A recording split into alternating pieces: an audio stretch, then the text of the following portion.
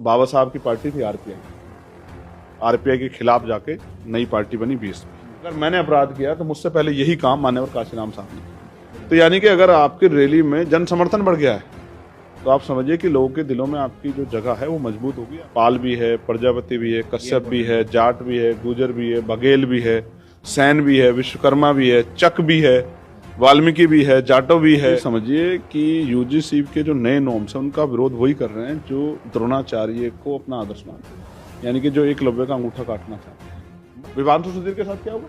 ये सरकार न्यायपालिका को भी अपने कब्जे में लेना चाहती है, न्यायपालिका की स्वतंत्रता खत्म करना चाहती है। ये यमराज तभी आएंगे जब अपराधी मुसलमान होगा, जब अपराधी दलित होगा, जब अपराधी पिछड़ा वर्ग होगा। एक बार ये कैडर तैयार हो जाए, आप मुझे जाति बता देना, उसी जाति के 2000 वोट होंगे उस पूरी विधानसभा में, तो उसको भी एमएलए बना के दिखाएंगे। मैं कुर्मी समाज के सिटिंग एमएलए को थप्पड़ भूल गए हुए आप?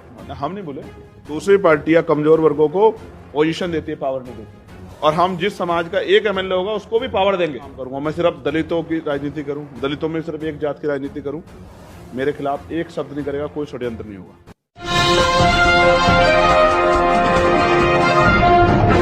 साथियों नमस्कार, मैं हूं नीरज पटेल और आप देख रहे हैं नेशनल जनमत।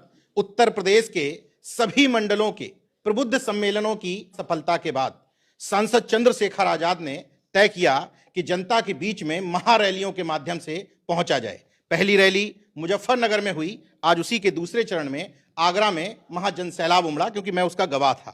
क्या मकसद है? आपने पहले प्रबुद्ध सम्मेलनों के माध्यम से मंडल में पहुंचे, अब ये क्लस्टर बना करके अब 3-3 मंडलों की जो महारैलियां कर रहे हैं, क्या है इसके पीछे उद्देश्य? देखिए, जब प्रबुद्ध जन सम्मेलन किए गए उसका निचोड़ ये था कि नौजवान तो बड़े पैमाने पे पार्टी जुड़ गया है, लेकिन पढ़े लिखे बुद्धिजीवी लोगों को पार्टी से कैसे जोड़ा जाए, इसलिए प्रबुद्ध जन सम्मेलन हुए।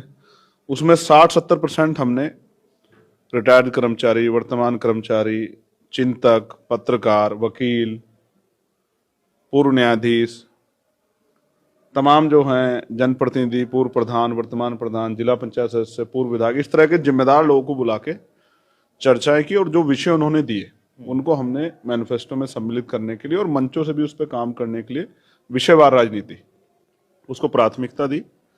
जब ये खत्म हुआ तो सब लोगों में बेचैनी हुई। कोई पार्टी अपनी बड़ी रैली कर रही थी, कोई किस तरह से जो है अपने आप को लोगों की नजरों में रखने का प्रयास कर रही थी। तो पार्टी ने तय किया कि अब हमें, क्योंकि 24 में जब हम नगीना लड़े और दूसरा चुनाव हम लोग डुमरियागंज लड़े, तो ये था कि बाकी सीटों पे जहां हम लोग नहीं लड़ पाए, वहां आजाद समाज पार्टी के संगठन ने किस तरह का जो है जन समर्थन तैयार किया, उसको कैसे सुनिश्चित किया जाए।